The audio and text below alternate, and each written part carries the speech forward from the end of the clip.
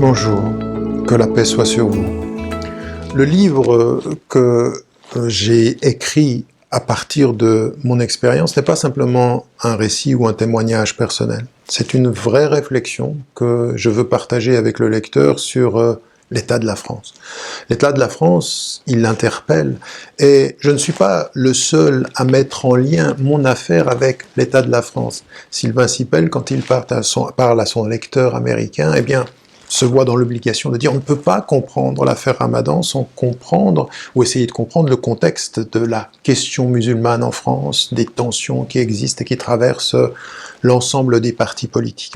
Et donc c'est ce que je fais. Je m'arrête et je réfléchis à la situation et surtout j'essaie de mettre en évidence en quoi mon affaire révèle des tensions et des réalités qui traversent la société française et qui, en l'occurrence, ne concernent pas simplement la réalité de l'islamophobie, parce qu'elle existe, mais qui concerne toutes les minorités stigmatisées. C'est vrai pour les Noirs, c'est vrai pour les Arabes, c'est vrai pour les Roms, et qui sont perçus non pas comme une richesse, mais comme un danger, alors qu'ils font aujourd'hui la réalité de la France, et qui, avec leur présence et avec leur traitement, posent une autre question, qui est fondamentale dans le fait qu'au bout du compte, je suis le seul homme qui se soit retrouvé en prison. Et pourquoi moi et pourquoi de cette façon-là ?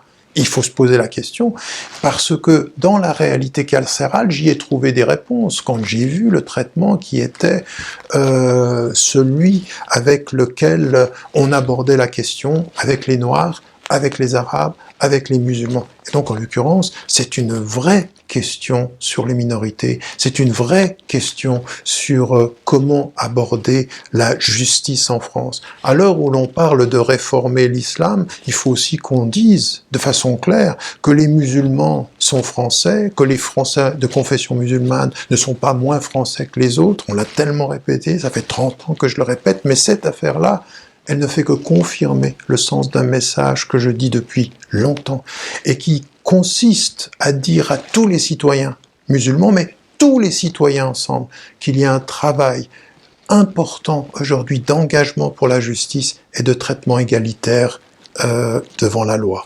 Et il n'y a pas d'avenir pour la France si ce combat n'est pas mené ensemble.